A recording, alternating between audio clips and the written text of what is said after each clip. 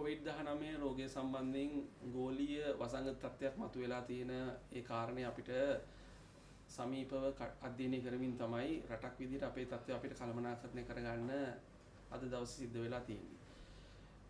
COVID-19 ගෝලීය වසංගතයක් නිසා අනිවාර්යයෙන්ම ලෝකයේ පුරා අලුතෙන් මතුවෙන ප්‍රවණතා සහ ඉදිරි කාලය සම්බන්ධයෙන් ලෝකයේ පුරා පළ වෙලා තියෙන අනාවැකියත් එක්ක තමයි අපිට අපේ අත්දැකීම් සහ අපේ අනාගතය වෙනුවෙන් සැලසුම් සකස් කිරීම සිදු කර යුත්තේ. ඒතකොට දැන් මේ වෙනකොට ලෝකේ පුරා අනාවැකි පළ වෙලා තියෙන්නේ එළමිලා තියෙන දෙසැම්බර් මාසයේ විශේෂයෙන්ම මේ යුරෝපයට සහ ඇමරිකා එක්සත් ජනපදයේ ශීත කාලයේ උදා වීමත් එක්ක ඒ කලාප තුල ඉතා අධික රෝග ව්‍යාප්තියක් සිද්ධ වෙන්න පුළුවන් කියන කාරණේ. ඒ වගේම මරණ සංඛ්‍යාව දැනට වාර්තා වෙලා තියෙන ස්වභාවයට වඩා එහා ගිහිල්ලා වඩා තීව්‍ර සහ වඩා බරපතල විදිහට ලෝකේ පුරා මරණ වාර්තා වෙන්න ඉඩ තියෙනවා කියන එක තමයි මේ වෙනකොට ලෝක සෞඛ්‍ය සංවිධානය ඇතුළු ඒ පාර්ශව ගණනාවක් අනතුරුවංගවල තියෙන්නේ. එතකොට ඇමරිකා එක්සත් ජනපදයේ දැනට ඇති වෙලා තියෙන තත්ත්වය අපි ගත්තොත් එහෙම දවස් 30කට වැඩි කාලයක් අඛණ්ඩව රෝගීන් ලක්ෂයකට වැඩි ප්‍රමාණයක් දෛනිකව වාර්තා වෙනවා. පහුගිය දවස් 5 ඊටාම වැදගත් වෙනවා. දෙසැම්බර් මාසයේ මේ ගෙවිච්ච දවස් 5 ඇතුළත විතරක් රෝගීන් මිලියනයක්, ඒ කියන්නේ ලක්ෂ 10කට වැඩි රෝගීන් ප්‍රමාණයක් ඇමරිකා එක්සත් ජනපදයෙන් විතරක් වාර්තා වෙලා තියෙනවා. ඒ කියන්නේ දවසකට ලක්ෂ 2කට වැඩියෙන් රෝගීන් වාර්තා වෙනවා. සිද්ධ වෙච්ච මරණ ප්‍රමාණය 1000 සීමාවෙ තිබිච්ච මරණ ප්‍රමාණය මේ දෙසැම්බර් මාසයේ ළඟා වෙනකොට දෙසැම්බර් මාසයේ තුල මේ වෙනකොට 2000 එහා පැත්ත ගිහිල්ලා සමහර දවස්වල 3000 සීමාව කරා ඇමරිකා එක්සත් ජනපදයේ මරණ සංඛ්‍යාව දෛනිකව වාර්තා වෙනවා. එතකොට අද දවසේ ඇමරිකා එක්සත් ජනපදයේ වෛද්‍යවරුන්ට මාධ්‍ය ඉදිරියට ඇවිල්ලා හඬා වැටෙන්න සිද්ධ වෙලා තියෙනවා, සංවේදී වෙන්න සිද්ධ වෙලා තියෙනවා. තමන්ගේ අස්පනා අපිට තමන්ට කිසි දෙයක් කරගන්න බැරුව තමන්ගේ රටේ පුරවැසියෝ මිය යනවා. ඒක තමයි ඇති වෙලා තියෙන අවාසනාවන්ත තත්ත්වය ඇමරිකා එක්සත් ජනපදයේ. යුරෝපය තුලත් එහෙම තමයි. විශේෂයෙන් ශීත කාලය සහ විශේෂයෙන්ම නත්තල් උදාව උත්සව සමයකුත් එක්ක එළවීමත් එක්ක මේ ජනතාව අතර සංචරණ සීමා වලට අනුගත වෙන්න තියෙන ඉඩකඩ අයින් වීමත් එක්ක රෝග ව්‍යාප්තිය ඊටාම නරක තැනකට මේ රටවල ගමන් කරන්න පුළුවන් කියන කාරණය. ඊට අපේ අසල්වැසි ඉන්දියාව තුලත් රෝග ව්‍යාප්තිය මේ වෙනකොට සැලකිය යුතු ප්‍රමාණයකින් නැවත වර්ධනය වෙමින් තියෙනවා. ඒ නිසා විශේෂයෙන් මෙන්න මේ කියන සාධක අපිට බැහැර කරලා රටක් විදිහට ඉස්සරහට යන්න බෑ. මොකද මේක ගෝලීය වසංගතයක් නිසා. ලෝකයේ ප්‍රවණතා අනිවාර්යෙන් අපිටත් ආදේශ වෙනවා. ඒතර ඒකේ අනාවැකි මේ වෙනකොට පහළ වෙමින් තියෙනවා. ලංකාව තුලත් මේ වෙනකන් අපිට රෝගීන් 200 300 400 500 සීමාවේ අපි හිටපු රටක් දවසකට වාර්තා වෙන ගාන උපරිමයේ ප්‍රමාණය අපි රඳව ගන්න පුළුවන් වුණා. නමුත් දැන් අපි පහුගිය දවස් 4-5 ඇතුළත රෝගීන් 500 සීමාවෙන් ඔබට ගිහිල්ලා රෝගීන් 600 700 සමහර දවස්වල 800 900 සීමාව දක්වා රෝගීන් වාර්තා වෙන තැනට ඇවිල්ලා තියෙනවා. ඒ වගේ මරණ සංඛ්‍යාවත් අපි ඔක්තෝබර් මාසයේ වෙනකන් සිද්ධ වුණේ මරණ 13යි සමස්ත මාස 7-8ටම. නමුත් ඔක්තෝබර් මාසය ඇතුළත මරණ 7ක් සිද්ධ වුණා. නමුත් නොවැම්බර් මාසයේ ඒක උඩු යටි කුරු කරමින් නොවැම්බර් මාසය තුල විතරක් මරණ 100කට වැඩි ගාණක් රට ඇතුලේ වාර්තා වුණා. ඒතර දෙසැම්බර් මාසෙත් මේ ගෙවි යන දවස් කීපය ඇතුළත සමහර දවස්වල මරණ 7-8 වාර්තා වෙන තැනට අපි ගමන් කරලා තියෙනවා. ඒ නිසා අපිට මේ සියල්ල හරහා පෙන්눔 කරන දේ තමයි ලෝකයේ යන පැටර්න් එක. ලෝකයේ තියෙන ප්‍රවණතාව යම් මට්ටමකින් ඒ තරම් තීව්‍ර නොවුණත් ඊට සමානුපාතිකව යම් තීව්‍ර තැනකට ලංකාව තුලත් ගමන් කරනවායි කියන එක. එතෙන්ද විශේෂයෙන් වැදගත් වෙනවා අපේ පද්ධතිය රැකගෙන අපේ පාලනය තුල මේ රෝගී පොකුරු සංඛ්‍යාව තියාගෙන මේ ගමන යන එක. දැන් අපි දවසකට රෝගීන් 300 400 වගේ දල වශයෙන් අපි හොඳ වෙලා පූර්ණ සුවය ලැබලා ගෙදර යනකොට අපිට නැවත එන්නේ රෝගීන් 300ක් 400ක් විතර නම් දෛනිකව අපිට ලොකු තදබදයක් ලොකු පද්ධතියේ ධාරිතාව පිළිබඳ ප්‍රශ්නයක් ඇති වෙන්නේ නැහැ රෝහල් ඇඳන් සංඛ්‍යාව පිළිබඳ. නමුත් අපි 300ක් 400ක් හොඳ කරලා ගෙදර යවනකොට 700ක් 800ක් දවස ගානේ ඉන්න ගත්තොත් එහෙම අනිවාර්යයෙන්ම අපේ පද්ධතියට ඒක දරා ගන්න ඊටාම අභියෝගාත්මක තත්යකට යනවා. දරා ගන්න අමාරු තත්යකට යනවා. ඒ හරහා අවසානයේදී දිගින් දිගට මෙහෙම සිද්ධ වුණොත් එහෙම ජනතාව වගකීම් විරහිතව හැසිරුණොත් බලධාරීන් හරි තීරණ ගත්තේ නැත්නම් අවසානයේදී සෞඛ්‍ය පද්ධති කඩා වැටෙන්න ඉඩ තියෙනවා. ඒතර ඒ තත්ත්වේ වළක්ව ගන්න තාමත් හැකියාව තියෙනවායි කියන මතේ ඉඳන් තමයි රජ වෙන්දාරින් සංඝ විදිහට අපි කතා කරන්නේ. එතෙන්ට යන්න දෙන්නේ නැතුව අපි උපරිමයෙන් මේ මොහොතේදී ගත යුතු ශනික තීරණ අරගෙන ක්‍රියාත්මක විය යුතුයි කියනවා. මෙතන අපිට පේන තියෙන බරපතල තත්ත්වය තමයි මෙච්චර දවසක් අපි අවදානම කේන්ද්‍රගත වෙලා තිබිච්ච තැනින් බැහැරට අවදානම යම් මට්ටමකට ගමන් කරමින් තියෙනවායි කියන කාරණය. දැන් ඊයේ දවස් වෙනකොට අපි දැක්කා මෙතරම් දවසක් අපි අවදානම සම්බන්ධයෙන් ලොකුවට කතා නොකරපු ප්‍රදේශ ගණනාවක යම් අවදානන් තත්ත්වයක් මතුවෙමින් තියෙනවා. මහනුවර මෙතරම් රෝගීන් ප්‍රමාණයක් එකපාර වාර්තා වෙයි කියලා අපි හිතුවේ නෑනේ සතියකට කලින්. මෙතරම් රෝගීන් ප්‍රමාණයක් කල්මුනේ සමන්තුරේ අක්කරේ පත්වේ වාර්තා වෙයි කියලා අපි සතියකට කලින් හිතුවේ නැහැනේ. ඒක රත්නපුරේ මේ වගේ තත්ත්වයක් ඇති වෙයි කියලා අපි හිතුවේ නැහැනේ. එතකොට පුත්තලම දිස්ත්‍රික්කයේ වැඩබිම් ආශ්‍රිතව මේ වගේ රෝගීන් වාර්තා වෙයි කියලා අපි හිතුවේ නැහැනේ. ගාල්ලෙන් මේ වගේ රෝගීන් ප්‍රමාණයක් එක දවසකට එයි කියලා අපි හිතුවේ නැහැනේ. එතකොට ඒ නිසා පැහැදිලි අපි හිතන්නේ නැති බලාපොරොත්තු නොවන ආකාරයට තමයි රෝගේ ව්‍යාප්ත වෙමින් සිද්ධ වෙමින් තියෙන්නේ. ඒ නිසා විශේෂයෙන්ම කොළඹ මහනගර සභාව සීමාව තමයි මේ මොන තත්ත්වයේ තිබුණත් දැනටත් අපේ කේන්ද්‍රය එතන තත්ත්වයේ කළමනාකරණය කිරීම ඉතාම වැදගත් වෙනවා අපිට එතනින් එහාට රෝගයේ ව්‍යාප්ත වෙන එක වළක්වන්න. දැන් හරි තීන්දුව හරි වෙලාවෙදී ගැනීමේ වැදගත්කම් පෙන්눔 කරන එක සිද්ධියක් තමයි අර දීපවාලි උත්සවයට කලින් අපිට යම් ප්‍රමාණයකට මේ බස්නාහිර පළාත් තුල සංචරණ සීමා පනවන්න පළාතෙන් එළියට යන එක වළක්ව ගන්න පුළුවන් වුණා. දැන් නමුත් ඒ අපි හදපු ක්‍රමවේදයෙන් එතනින් බාහිරව මධ්‍යම කඳුකරයට ගිය අය අතරින් තමයි දැන් රෝගීන් වාර්තා වීම ආරම්භ වුණේ නුවර සහ නුවරඑළිය දිස්ත්‍රික්කවල. දැන් මෙතනින් අපිට ගන්න තියෙන පාඩම තමයි බැරි වෙලාවත් රජය. ඒ වෙලාවේදී රජ වෛද්‍යාරික සංඝ විදිහට අපි දිගින් දිගටම කිව්වා මේ ක්‍රියාමාර්ගයට යන්න කියලා. ඒකට අහුම්කම් දෙන්න තු ඉස්සරහට ගියා නම් බලධාරීන් අද මධ්‍යම කඳුකරේ කොහින් කෙලවර වෙයිද? මොන වගේ තත්ත්වයක් ඇති වෙයිද? අර මධ්‍යම කඳුකරේ තුල දැන් රෝගීන් ඔය අපිට ගණන් කරන්න පුළුවන් ප්‍රමාණයෙන් වාර්තා වෙන්න තියෙන්නේ අර ගත්ත හරි ක්ෂණික තීන්දුව මැදිහත් වීමත් එක්ක. ඒ නිසා අපි විශේෂයෙන්ම මේ සිද්ධි මේ පාඩම් අපිට ආපස්සට ගිහිල්ලා හැදලා බලලා පසුවිපරම් කළා මේ අපි හොඳ විදිහට ගත්ත පාඩම් වගේම අපිට වැරදිච්ච තැන් මොනවද කියලාත් බලලා ඉදිරියට ගමන් කිරීමෙන් තමයි රටක් විදිහට අපිට හොඳ තැනකට යන්න පුළුවන්කම ලැබෙන්නේ. එතකොට දැන් මේ තියෙන තත්ත්වයේ කළමනාකරණය කර ගැනීමේදී ජනතාවගේ වගකීම ඉතාම වැදගත් වෙනවා. ජනතාවට අපි මූලික සෞඛ්‍ය ක්‍රමානුකූල පුරුදු මොනවද කියලා දීලා තියෙනවා. අත්සෝදනයක මුවාවරණයක් පාවිච්චි කරන එක, මීටරේ දුර තියාගන්න එක, එතනින් එහාට ගියාට පස්සේ අවශේෂ කාරණා විදිහට මුහුණ නහය කට අනවශ්‍ය විදිහට අතපත ගන්න එපා කියන කාරණය, ගෙදරින් එළියට බහිනකොට අත්‍යවශ්‍ය රාජකාරියට පමණක් එළියට බහින්න, එතෙන්දි තෝරගත්ත ගෙදර ඉන්න නිරෝගී තරුණ කෙනෙක් විතරක් එළියට බහින්න කියන කාරණය, ඊගාවට ගෙදර ඉන්න අවදානම් කණ්ඩායම් ටික විශේෂයෙන් රැක බලා ගන්න කියන කාරණේ, මේ සියලුම දේවල් නැවත නැවත අපි සිහිපත් කරන්න සිද්ධ වෙලා තියෙන්නේ. ඒ හරහා තමයි අපිට ජනතාව අතර මේ රෝගී ව්‍යාප්තිය පාලනය කරන්න අපිට පුළුවන්කම ලැබෙන්නේ. ඊළඟ කාරණේ තමයි එතකොට දැන් මේ හුදකලා කරලා තියෙන ප්‍රදේශ දීර්ඝ කාලයක් තිස්සේ හුදකලා කරලා තිබුණා. ඒ ප්‍රදේශ සම්බන්ධයෙන් අපි දිගටම මේ තත්ත්වයේද පවත්වාගෙන යන්නේ නැත්නම් යම් අවදානමකුත් එක්ක ඒ ප්‍රදේශ විවෘත කරන්න අපිට පුළුවන් ද කියන කාරණේ. මේක විද්‍යාත්මක ක්‍රමවේදයක් කරා සිද්ධ විය යුතුයි. සෞඛ්‍ය සාධක පෙරදරි කරගෙන ප්‍රමුඛ කරගෙන අනිකුත් සාධකත් සැලකිලිට අරගෙන තමයි අපිට මේක කරන්න වෙන්නේ. අපි දකිනවා කොළඹ නගරය තුල මහල් නිවාස ආශ්‍රිත උද්ඝෝෂණ ක්‍රියාත්මක වෙනවා. ඊට අමතරව තවත් ප්‍රදේශවල ජනතාවගේ ඉල්ලීම් ඉදිරිපත් වෙනවා. ඊට අමතරව රට සම්බන්ධයෙන් ගත්තාම විවිධ ඉල්ලීම් ඉදිරිපත් වෙමින් තියෙනවා. දැන් අපි දැක්කා සංචාරක කර්මාන්තේ නැවත විවෘත කිරීම සම්බන්ධයෙන් කතිකාවතක් ඇති වෙලා තියෙනවා. ඊගාවට විවාහ මංගල උත්සව වගේ සමාජ ඉවෙන්ට්ස් වලදී සමාජ අවස්ථාවලදී දැන් තියෙන සීමා තව ලිහිල් කරන්න පුළුවන්ද කියලා කතිකාවතක් ඇති වෙලා තියෙනවා. කලාකරුවන්ගෙන් ඉල්ලීම් ගණනාවක් ඇවිල්ලා තියෙනවා. ඒ කලා කටයුතු එයාගේ කරගන්න යන මාර්ගෝපදේශ හදලා දෙන්න කියලා. එලිමහන් සංගීත ප්‍රසංග සම්බන්ධයෙන් එයාගේ ඉල්ලීම් ඇවිල්ලා තියෙනවා. ඊගාවට චිත්‍රපට ශාලා රංගශාලා සම්බන්ධයෙන් ඉල්ලීම් ඇවිල්ලා තියෙනවා.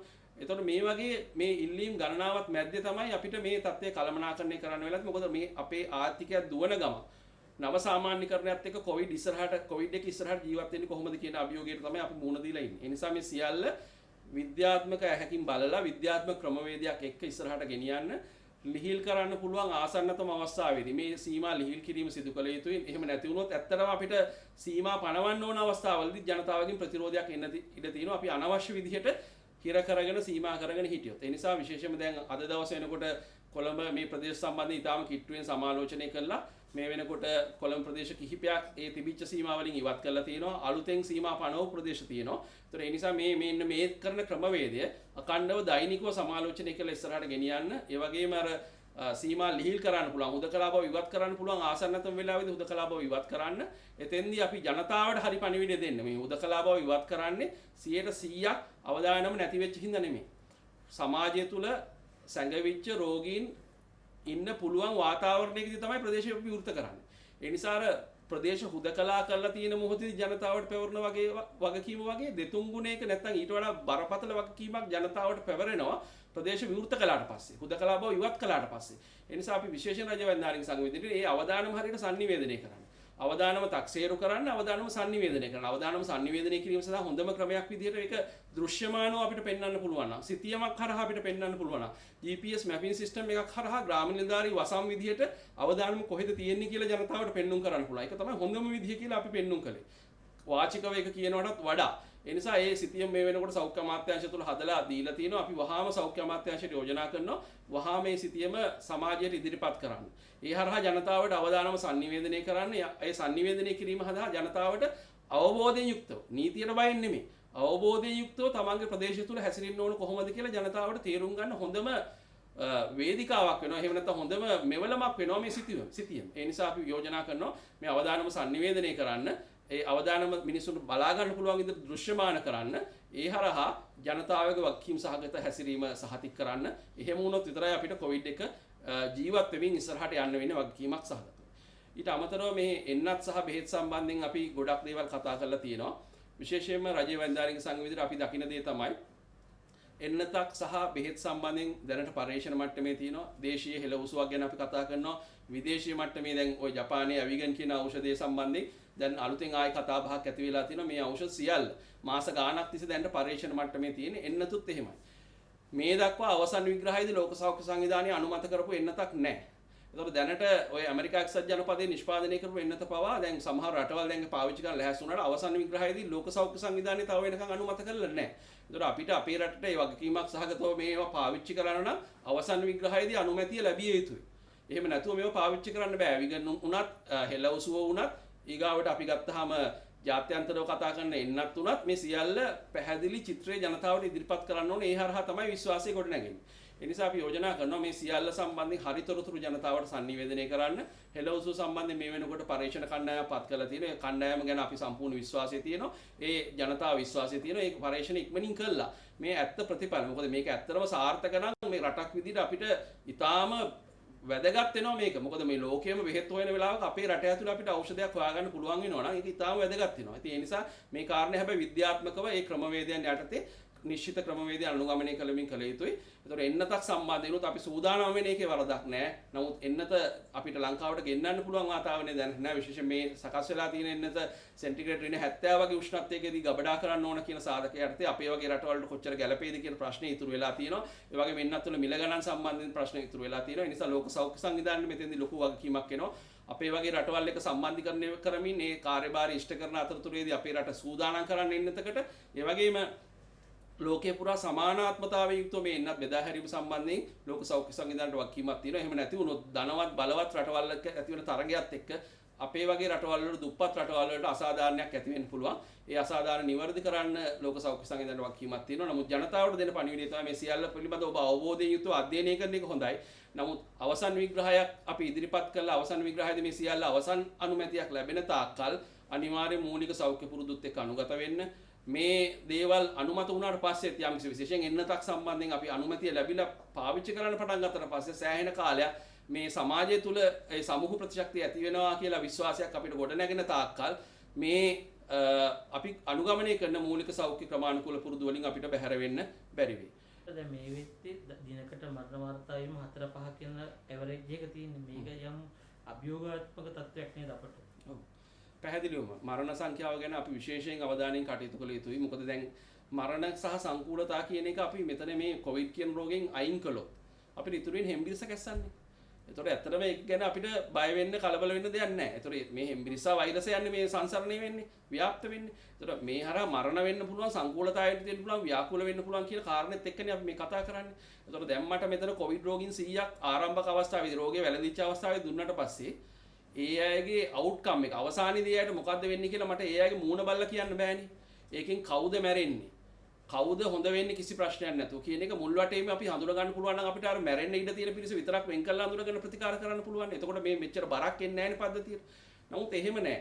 අපිට ඕනම කෙනෙක්ට මේ සංකූලතා ඇති වෙන්න ඉඩකඩ තියෙනවා. වැඩි නඹරුවක් තියෙන්නේ අපි දන්නවා අර අවදානම් සාධක තියෙන කණ්ඩායමට කියලා. නමුත් අවදානම් සාධක නොමැති වයස නැති අය පවා කොවිඩ් වලින් මැරලා තියෙනවානේ. ඒතර ඒ කවුද මැරෙන්නේ නොමැරෙන්නේ කියලා මුල් වටේදී අඳුර ගන්න බැරි හින්දානේ අපි මේ කතා කරන්නේ. ඒ නිසා විශේෂයෙන් මරණ ගැන කතා කළාම ලෝකේ පුරා අත්දැකීම් අපි පාඩක කරගත යුතුමයි. මොකද ඇමරිකා එක්සත් ජනපදයේ මේ වෙනකොට අර මං කිව්වේ වෛද්‍යවරුන්ට මාධ්‍ය ඉදිරියට ඇවිල්ලා හඬා වැටෙන්න සිද්ධ වෙලා තියෙනවා. තමන්ගේ අස්පනා අපිට මිනිස්සු මැරෙනවා. ඒතර අපේ වෛද්‍යවරුන්ට අපේ සෞඛ්‍ය කාර්ය මණ්ඩලයට එහෙම තත්ත්වයක් ඇති වුණොත් අපි කොහොමද අපේ පද්ධතිය ගෙනියන්නේ? අපේ මානසික තත්ත්වය කඩන් වැටුනොත්. ඒ නිසා තමයි එතෙන්ට යන්නේ නැතුව අපි මේ තත්ත්වය කළමනාකරණය කරගන්න අපි දක්ෂ වෙන්න ඕන. මොකද ඇමරිකාවේ මුලින් ඉඳන් මෙතන වැරදීම් සිද්ධ වුණා. ඒ අය මේ රෝගී සම්බන්ධයෙන් සෙල්ලම් කළා ජීවිතත් එක්ක. නමුත් අපි එහෙම කළා නැහැ. ආරම්භයේ ඉඳන් අපි මේ දක්වාම ඉතාලම හොඳින් අපේ පද්ධතිය කළමනාකරණය කරගෙන යනවා. ඒතකොට ඇමරිකාවේ තත්ත්වයට ආවේ නැතත් අඩුම ගානේ අපේ ඊට සමානුපාතිකව දෙසැම්බර් මාසය තුල මරණ සංඛ්‍යාව වැඩිවීමේ ප්‍රවණතාවයක් තියෙනවා. ඒක අඩු කරගන්න විදියක් ගැන අපි කතා කළේ. ඒකට තමයි අපි යෝජනා කළේ මරණ සමාලෝචන රැස්වීමක් කමිටුවක් පත් කරන්න කියලා. ඒ කමිටුව හරහා වාර්තා දිනපතා ගනිමින් මේ මරණ ඉදිරි මරණ වළක්වා ගැනීම සඳහා මේ සිද්ධ වෙලා තියෙන මරණ වලින් උගත යුතු පාඩම් ඉගෙනගෙන ඉස්සරහට යන්න ඕන කියලා අපි කිව්වේ. දැන් වෙනකොට ඇමරිකා එක්සත් ජනපදයේ හැම තප්පර 30කට සැරයක් එක්කෙනෙක් කොවිඩ් වලින් මැරෙනවා. කොවිඩ් මරණයක් සිද්ධ වෙනවා තප්පර 30කට සැරයක්. ඒතර එහෙම තිබුණේ නැහැ මාස 3-4කට ඉස්සෙල්ලා ඇමරිකාවේ. දැන් ඒ තත්ත්වය ඇති වෙලා තියෙනවා. ඉතින් ඒ නිසා මේ මොහොතේදී අපි දක්ෂ වෙන්න ඕනේ ලංකාවේ ඒ වගේ තත්ත්වයක් ඇති නොවෙන්න. විශේෂයෙන්ම අපි ගත්තාම දැන් ලංකාවේ අපිට ජනවාරි මාසේ ඉඳන් පළවෙනි රෝගියා වාර්තා වෙච්ච චීන ජාතික කාන්තාවගේ ඉඳන් ඔක්තෝබර් මුල සතිය වෙනකම්ම මරණ 13යි උනේ. නමුත් අවසානයේදී අපිට ඔක්තෝබර් මාසේ නැවත මරණ 7ක් 8ක් වුණා. නොවැම්බර් මාසේ මරණ 100ක් විතර වුණා. දැන් වෙනකොට අපිට දවසකට මරණ 5ක් 6ක් වෙන තත්ත්වයට ගිහිලා තියෙනවා. ඒ නිසා අපේ රටේ ඒ කියන්නේ අපේ කලින් තිබිච්ච තත්ත්වයට සාපේක්ෂව මරණ වැඩි වෙමින් තියෙනවා. ඒ කියන්නේ පැය 8කට සැරයක් මරණ පැය 6කට 8කට සැරයක් මරණයක් සිද්ධ වෙන තැනට අපි ගමන් කරලා තියෙනවා.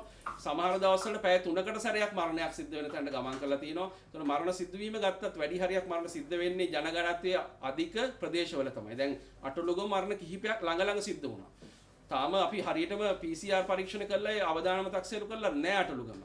එතකොට ඊගාවට අපි ගත්තාම කොළඹ නගර සභා සීමාව තමයි මරණ වලින් සැලකිය යුතු ප්‍රමාණයක් 50%කට එහා පැත්තේ සිද්ධ වෙන්නේ. ඉතින් ඒ නිසා මරණ සංඛ්‍යාව කළමනාකරණය කරගන්න අපි ළඟ හරි සැලැස්මක් එක්ක තමයි අපි ඉස්සරහට යන්න ඕන. රෝගීන් සංඛ්‍යාව වගේම මරණ සංඛ්‍යාව වම කරගන්න අපි දක්ෂ වෙන්න ඕන. වෛද්‍යතුමනි අද දවසේ වෙද්දී විශේෂයෙන් ප්‍රවාහන මාත්‍රංශය දැන් මගී ප්‍රවාහන සම්බන්ධයෙන් තීරණ කිහිපයක් කරන් තියෙනවා. එකක් තමයි දැන් මගීන්ට බස් ආසන මට්ටමින් යන්නක කොට ඒක ප්‍රමාණවත් නැති හින්දා අපි කාර්යාල වෙලාවෙදී බස් දෙක ධාවනය වෙනවා. එතකොට මගදී පොලිසිය විසින් පරීක්ෂා කරනවා. ඉතින් අද දිනේ අපට විශේෂයෙන් අවස්ථා කීපෙදීම මේ හම්බෙච්ච කාරණය තමයි කොන්දොස්තර මහතුරුන්ගේ සහ රියදුරු මහතුරුන්ගේ මැසිවිලි. ඒකට ප්‍රධාන හේතුව තමයි බස්වල ගමන් කරන මගීන්ට ඔව් මුඛවාරණ දාන්න නැතුව සෞඛ්‍යාරක්ෂිතව ගමන් නොකරන අවස්ථාවේදී ඒ පිළිබඳව කොන්දොස්තර මහතුරු මේ මගීන්ට දැනුවත් කරද්දී මගීන් විසින් නොවුන්ට පහර දෙන්න පවා මේ උත්සාහ කිරීම බැනවදී. ඉතින් මේ තත්ත්වයේ මේ තත්ත්වය වළක්වා ගන්න මගීන්ට යම් මේ තියෙන නේද වැදගත් මේ වගකීම. පැහැදිලිවම. ඇත්තටම ජනතාව වගකීම ජනතාව අවබෝධයෙන් යුක්තව මාර්ගෝපදේශ පිළිපදින එක තමයි අපි හැමෝගෙම අපේක්ෂාව. ඒතකොට නීතිය තියෙන්නේ ඊට අතිරේකව ජනතාව යම් තැනකදී මේ අපි කියලා දීලා තියෙන මාර්ගෝපදේශ පිටින් යනවා නම් දිගින් දිගටම කියන දේ අහන්න නැත්නම් ක්‍රියාත්මක කරන්න තමයි නීතිය තියෙන්නේ. හැබැයි ඔබ කියන පරිදි මේ විදිහට ජනතාව හැසිරෙනවා නම් ඒක ඊටාම කනගාටුදායක තත්ත්වයක්. දැන් අටලොගම අපි දිගටම කතා කළේ මේ වගේ තත්ත්වයක් ගැනනේ. ජනතාවගේ සහයෝගය නොලැබීම අවසානයේ තමන්ගේම වල තමයි තමන් කපාගන්නේ. ඒතකොට මේ බස්වල ගමන් කරන මගීන් පවා රියදුරු මහතුරු කොන්දොස්තර මහතුරු උත්සාහ කරනවා නම් මේ මාර්ගෝපදේශ ක්‍රියාත්මක කරන්න. ජනතාවගේ සහයෝගය නම් අඩුවෙන් ලැබෙන්නේ. ඒක ඊටාම කනගාටුදායක තත්ත්වයක්. ඒ නිසා ඒ අය සඳහා උපරිමයෙන් නීතිය ක්‍රියාත්මක කළ යුතුයි කියලා අපි කියනවා. විශේෂයෙන් මේ පොලිසිය සහ ඒ ආරක්ෂකාංශ, ඒ වගේම සෞඛ්‍යාංශ මේ සම්බන්ධයෙන් නියාමන කටයුතු වඩා හොඳින් කළ යුතුයි කියලා අපි විශ්වාස කරනවා. ඒ හරහා අර පොදු ප්‍රවාහනයේ හරහා රෝග ව්‍යාප්ත වෙන්නේ. මොකද මේ හදපු මාර්ගෝපදේශ හරහා අපි මේ ව්‍යාප්තිය අවම කරන්න බලාපොරොත්තු වෙන තමයි. ව්‍යාප්තිය 100%ක් ශුන්‍ය වෙන්නේ නැහැ. නමුත් අවදානම අවම කරගෙන මේ රට නව සාමාන්‍යකරණයත් එක්ක ඉස්සරහට යන්න තමයි මේ ප්‍රවාහන මාර්ගෝපදේශ හදලා තියෙන්නේ. ඒතකොට මේ මාර්ගෝපදේශක අවනත වෙන්න ප්‍රවාහන අමාත්‍යාංශය සහ සෞඛ්‍ය අමාත්‍යාංශය ඒකාබද්ධව වැඩපිළිවෙලක් ක්‍රියාත්මක වෙනවා නම් ඒකට සම්පූර්ණ සහයෝගය දීම තමයි ජනතාව කියව වෙන්නේ. මොකද එක පුද්ගලයෙක් ඇති රටක් විනාශ කරන්නේ මේ කොවිඩ් වලදී.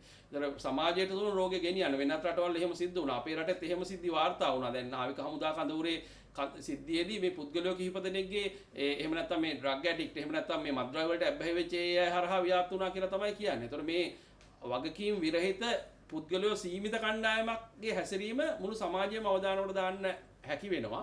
ඒ නිසා ඒ පිරිස ඉලක්ක කළා නීති ක්‍රියාත්මක කරන්න ඒ පිරිස ක්‍රියාත්මක කළා මේ නියාමනය කිරීමේ කටයුත්තෙන් ඒ අය හඳුනා ගන්න ඒ හරහා නීති ක්‍රියාත්මක කළා උපරිම දඬුවම් මේ අයට ලබා දිය යුතුයි කියලා අපි විශ්වාස කරනවා. එහෙම නැති වුණොත් එහෙම මේ පොදු ප්‍රවාහනය තුල යම් අවදානමක් තියෙන රෝග ව්‍යාප්තිය සම්බන්ධයෙන් අපි හරි නියාමන කටයුතු සිදු කළේ නැත්තම්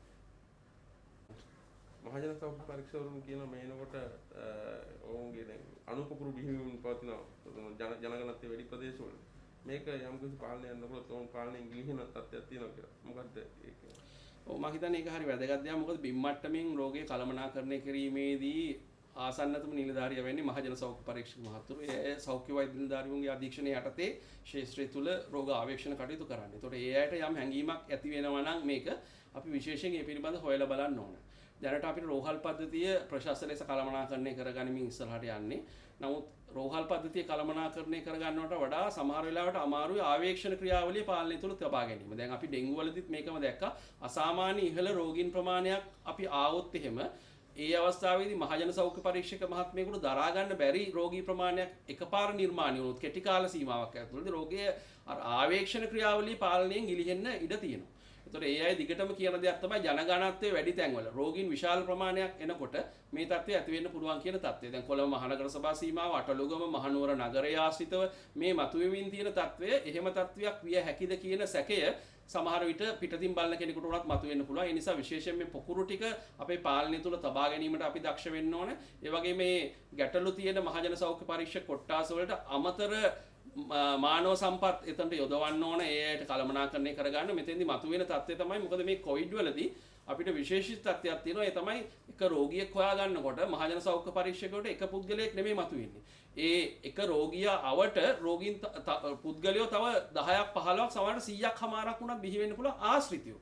ඒතර එයා ඒ ගත කරපු පහුගිය සතිය දෙක ඇතුළත ගත කරපු කාල සීමාවත් එක්ක අපි එක රෝගියෙක් අද ඉන්නවා කියලා මහජන සෞඛ්‍ය පරීක්ෂක මහත්තයෙකුට කියනකොට මහජන සෞඛ්‍ය පරීක්ෂක මහත්තයාට පැවරන වගකීම අර රෝගියා හොයාගන්න එක විතරක් නෙමෙයි. ඒ රෝගියාගේ පවුල එයා ගත කරපු ඒ තැන් ඒ සියල්ලම ඉන්න ආශ්‍රිතයෝ ටික සේරම ආවේක්ෂණය කරන්න වගකීමක් පැවරනවා මහජන සෞඛ්‍ය පරීක්ෂක මහත්තයෙකුට. එතකොට ඒක සෞඛ්‍ය වෛද්‍යධාරීවරුන්ගේ අධීක්ෂණය යටතේ කරනකොට තමන්ගේ පාලනයෙන් ගිලිහෙනවා නම් කියන්නේ රෝගීන් 10 දෙනෙක් වාර්තා වෙනකොට ආශ්‍රිතයෝ 100ක් හමාරක් බිහි වුණොත් එහෙම ඒක තරමක් අභියෝගාත්මක කටයුත්තක් වෙනවා. එහෙනම් සෞඛ්‍ය අමාත්‍යාංශයට ඒ වගේ තැන් හරියට හොයලා බලලා ඒ තැන් වලට අමතර පිරිස් බලය යොදවලා මේ තත්ත්වය කළමනාකරණය කරගත්තොත් අපි පාලනයෙන් ගිලිහෙන්නේ නැතුව යන්න පුළුවන්. නමුත් අපි මතක තියාගන්න ඕන කාරණේ තමයි අපිටත් වඩා සෞඛ්‍ය දියුණු රටවල් වල මේ පොකුරු පාලනයෙන් ගිලිහෙච්ච අවස්ථාවේදී අපේ පාලනයෙන් රෝගේ ගිලිහුණා. සිංගප්පූරු වගේ රටවල් වල ඒ වගේ දියුණු රටවල් වලත් එහෙම වුණා. නමුත් අපි දන්නවා අපිට තියෙන මහජන සෞඛ්‍ය පද්ධතිය ලෝකයේ ඕනෑම රටයකට අභියෝග කරන්න පුළුවන් මට්ටමේ මහජන සෞඛ්‍ය පද්ධතියක් අපිට තියෙනවා. ඒතර මේ පද්ධතිය දැනටත් අපි ඉතාම හොඳින් කළමනාකරණය කරමින් ඉන්නවා ආවේක්ෂණ ක්‍රියාවලිය ඇතුලේ. ඒ නිසා බලාපොරොත්තු වෙනවා විශේෂයෙන් බිම් මට්ටමේ ඉන්නේ නිලධාරි මහතුරුන්ගේ උපරිම ඒ අයට අවශ්‍ය පහසුකම් ටික දීලා, ඒ අයට අවශ්‍ය මානසික තත්ත්වය ඇති කරලා, ඒ අයගේ තියෙන අඩුපාඩු මොනවද කියලා හොයලා බලලා, ඒ සියල්ල සම්පූර්ණ කරන ගමන් මේ ආවේක්ෂණ ක්‍රියාවලිය ශක්තිමත්ව ඉදිරියට ගෙන යාම රෝග ඉදිරියේදී පාලනය කිරීම සඳහා අත්‍යවශ්‍ය දෙයක් වෙනවා.